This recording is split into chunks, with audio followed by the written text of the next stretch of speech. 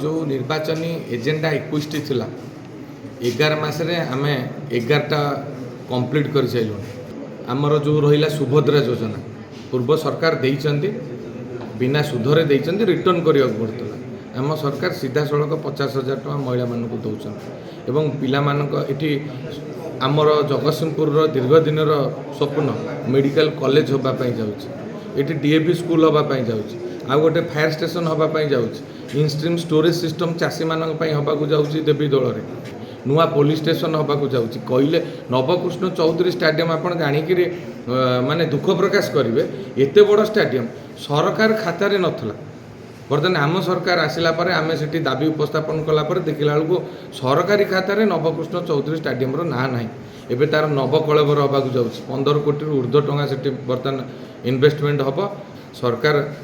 खेल को प्रोत्साहित करुँच शिक्षा स्वास्थ्य गमनागमन निजुक्ति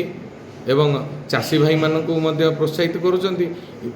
फरेन इन्वेस्टमेंट आणिकी इंडस्ट्रियल डेवलपमेंट कर पिला निजुक्ति दबार व्यवस्था करुँच काम कले लोक ईर्षान्वित होकर कहते तेणु से किसी असुविधा ना डबल इंजिन सरकार दौड़ी जोरे दौड़ी आपड़ देखिले ये अदिनिया वर्षा क्षतिपूरण एत कम दिन में कहीं पाते आमर जगतसिंहपुर जिलापाई आकलन है 28 कोटी टका सांगे सांगे आसी पहुँचला चाषी भाई मैंने नवाक डेरी कर क्षतिपूरण आसी सांगे सांगे पहुँचीगला तेणु सरकार जोरे चली तेणु जो मैंने ईर्षालु लोक विरोधी दल कहे एवं कहवा दरकार विरोधी दल जिते स्ट्रंग हम सरकारी दल धैर्य मार्जित होकर कार्यधारा से आगक ने विरोधी जो मैंने कहते मुझे धन्यवाद जनाऊँ विरोधी गोटे प्रश्न उठे ये अमरेंद्र दास विधायक ये निर्वाचन मंडली कौन संभाली पार